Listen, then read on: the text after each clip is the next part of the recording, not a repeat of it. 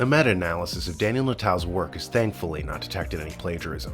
The algorithm did, however, detect a more troubling phenomenon, whereby the presentations appear like liberal speeches, but only when played backwards like 1980s heavy metal music.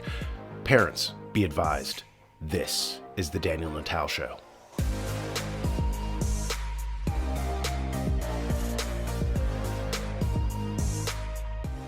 Why do we always think in terms of national elections, when it's local elections that make all the difference in our lives? The reason for this is rooted in a conflict that erupted early on in our nation's history, the struggle between America's identity as states or as the Union. In the original republic, we were a confederation of sovereign states, like many countries. Each state had its own constitution, its own currency, its own sovereign authority. In America's first draft, they envisioned us as a republic like ancient Greece. They had no capital or king. They were just a disparate scattering of city-states, all with different forms of government. This changed once Alexander the Great conquered Greece and unified them for the first time under an emperor.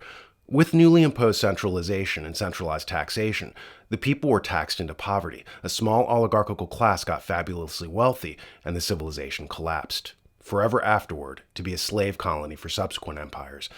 In America, the Founding Fathers were originally suspicious of centralization, so they called for a highly decentralized setup. America in its first draft as a pure republic was envisioned less as a monolithic country than as something like the European Union. We weren't the United States, we were these United States. A whole world lays in that distinction. Unfortunately, like other countries, like the ancient Greeks themselves, the states fought against each other, setting up tariffs between themselves and having trade wars. States would also not help each other. If one was attacked, the others would not rally in their defense. One of the solutions for this was to scrap the old Articles of Confederation and to create a new constitution with a more robust federal layer.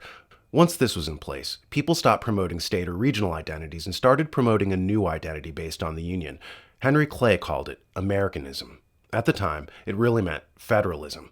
It's important to remember that before 1865, American citizenship didn't even exist. One was a citizen of Georgia or Pennsylvania or New York, and that's how people thought of themselves, as Georgians or Pennsylvanians or New Yorkers. Certain founding fathers feared this division because it would make America easier to conquer, and they were right. By 1790, we had a new constitution. If we had not had this, then they would surely have fallen once the British reinvaded us in the War of 1812. As a result of the new federal cohesiveness, the states were forced to join together, and they repelled the invasion. As a result of this, many people at the time, like Henry Clay, John Marshall, Alexander Hamilton, and others, promoted the aforementioned Americanism. This meant that one was not supposed to identify with one state, but with the wider country as a whole. And this brings us back to our central question. Why Americans, during elections, tend to think nationally rather than locally, even when it hurts them? And the answer is, we were trained to. After the Civil War, the states were played down and the Union was promoted aggressively. Federalism was seen as the only way to hold a fractious country together. So we went from a really decentralized system to a highly centralized system. Remember, things happen in waves. History is like that. If you read Dante's Divine Comedy in the 1320s, he's constantly complaining about the endless internecine wars between the Italian city-states. They were constantly fighting each other. It went on for centuries. When a German empire emerged, Dante actually made an argument that by uniting under an empire, the individual city-states would be reined in and the fighting would stop. He was right. This is what happens. But what also happens is a loss of freedom. So the sweet spot is existing in the in-between point, between utter sloppy fractious decentralization and stultified slavish hypercentralization. We needed centralization early on to save us from the British in the War of 1812. Ever since then, though, we haven't really had an external enemy threatening us. So we swung too far in the direction of centralization. According to futurist Alvin Toffler in the Third Wave, technology is taking us to a new period of decentralization. Think of it this way. In the past, you had to go to a central location to buy or trade. Think of stock markets or oil bourses in major cities.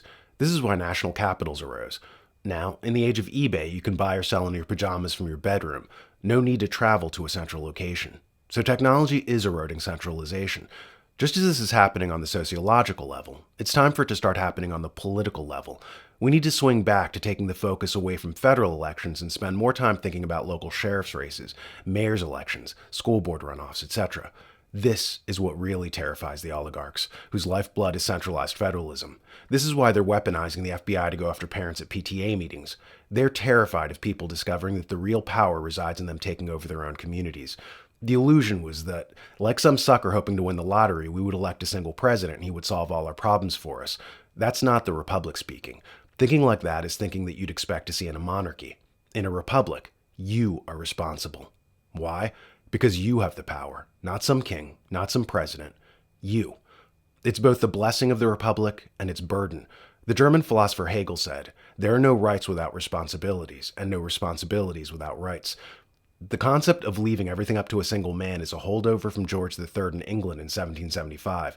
And yes, Hamilton and other founding fathers wanted to base the federal layer of government on England.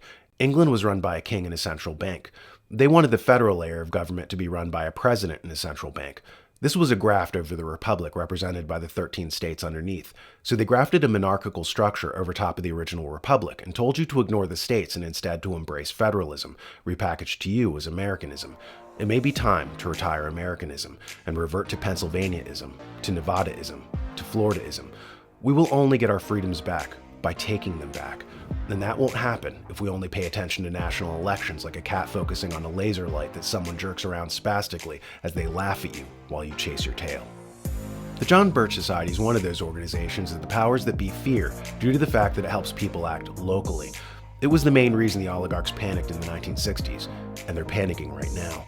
To find out more about how you can take your country back, go to jbs.org.